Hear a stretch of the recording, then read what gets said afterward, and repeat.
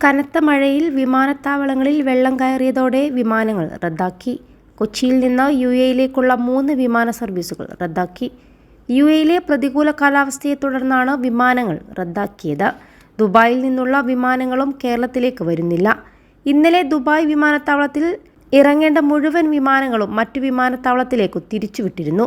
ചൊവ്വാഴ്ച പുലർച്ചെ മുതൽ വൈകിട്ട് വരെ പുറപ്പെടേണ്ട 21 വിമാനങ്ങളും ഇറങ്ങേണ്ട 24 വിമാനങ്ങളുമാണ് റദ്ദാക്കിയത്. 3 വിമാനങ്ങൾ മറ്റു വിമാനത്താവളത്തിലേക്ക് തിരിച്ചുവിട്ടു.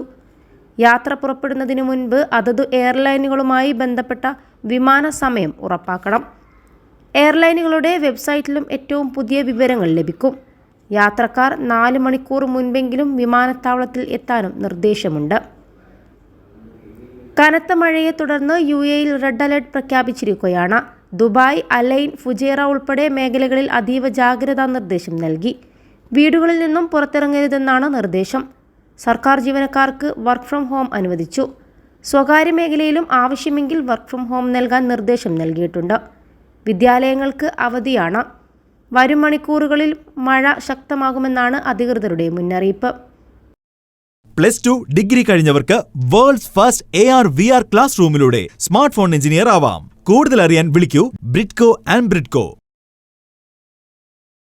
യുഎഇയിൽ ഇന്നലെ ലഭിച്ചത് റെക്കോർഡ് മഴയാണ്. കഴിഞ്ഞ 75 വർഷത്തിനിടയിൽ ഏറ്റവും ഉയർന്ന മഴയാണിത്.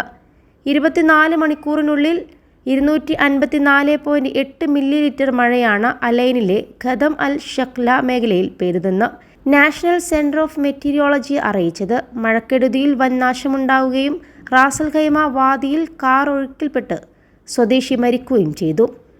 എമിറേറ്റിന്റെ തെക്കൻ പ്രദേശങ്ങളിൽ സ്ഥിതി ചെയ്യുന്ന വാദി ഇസ്ഫിനിയിലേക്ക് വാഹനവുമായി കടക്കാൻ ശ്രമിച്ച 40 വയസ്സുകാരനാണ് മരിച്ചതെന്ന് പോലീസ് അറിയിച്ചു.